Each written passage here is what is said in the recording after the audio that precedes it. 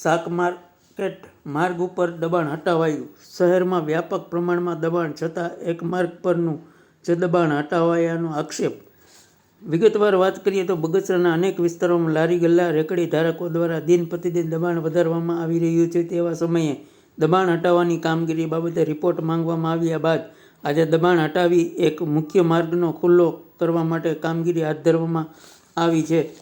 બગસરામાં દબાણ હટાવવાની કામગીરીને પગલે આજે નગરપાલિકા શહેરના મુખ્ય અવરજવર માર્ગ શાક માર્કેટ ઉપર લારી ગલ્લા ધારકો દબાણ હટાવી દીધા હતા.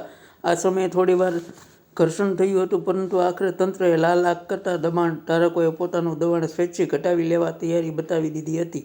તેને લીધે દબાણમાં આવી ગયેલ એક મુખ્ય માર્ગ ખુલ્લો થઈ ગયો હતો. હજુ મુખ્ય રસ્તાઓ જેવા કે બસ સ્ટેશન પાછળનો માર્ગ, હોસ્પિટલ રોડ, વિજય ચોકથી નદીપરાનો મેઇન રોડ, સ્ટેશન રોડ સહિતના મુખ્ય રસ્તાઓ પર દબાણ કરી રહ્યું છે. તંત્ર હવે આ વિસ્તારમાં તાત્કાલિક દબાણ હટાવવા માટે કામગીરી શરૂ કરે તેવું લોકોમાં ઈચ્છી રહ્યા છે. રિપોર્ટર સમીર વિરાણી, બગસરા.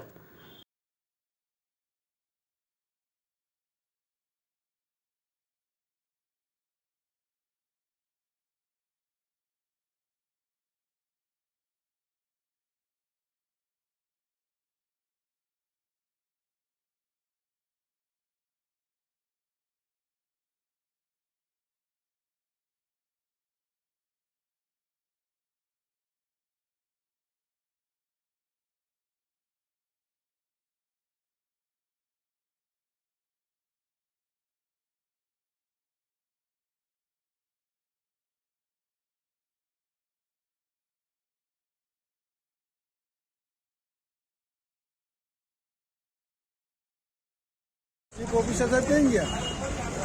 માર્કેટમાં આડી લારી નડે. નાની બજારમાં છે.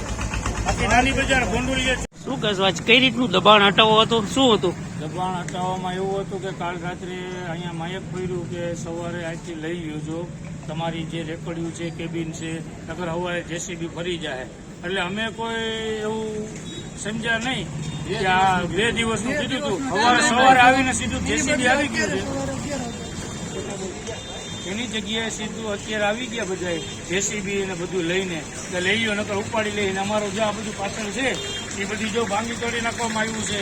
બધું આવી રીતના એ કે હટાવો, નકર એ કે આ બધું તોડી નાખશે. અમારું બધું એક જ દિવસમાં તોડી નાખશું. 2 દિવસની વોર્નિંગ હતી.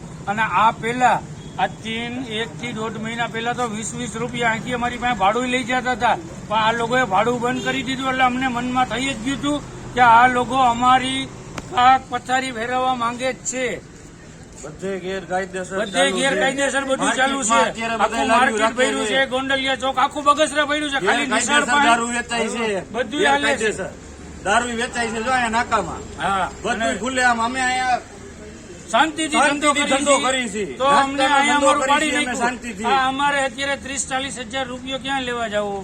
અમે વ્યાજે લઈને આ ઉભું કર્યું હતું. હવે અમારે ક્યાં પૈસા લેવા જવા? અમારું તોડી નાખ્યું. અત્યારે બધે ગેરકાયદેસર ચાલુ છે, માર્કેટમાં ચાલુ છે. આમ દબાણ છે. ખાલી આ દબાણ જ કેમ નડ્યું અમારું? નગરપાલિકા કઈ તમારી પાસે પૈસા ઉઘરાવતી? હા, નગરપાલિકા પેલા 20-20 રૂપિયા લઈ જતા હતા ત્યારે અમારું દબાણ નહોતું નડતું. હવે 20 રૂપિયા બંધ કરી દીધા એટલે હવે દબાણ નડ્યું અમારું. કાગળ ને અમારી પાસે પહોંચ્યું છે. ભાડા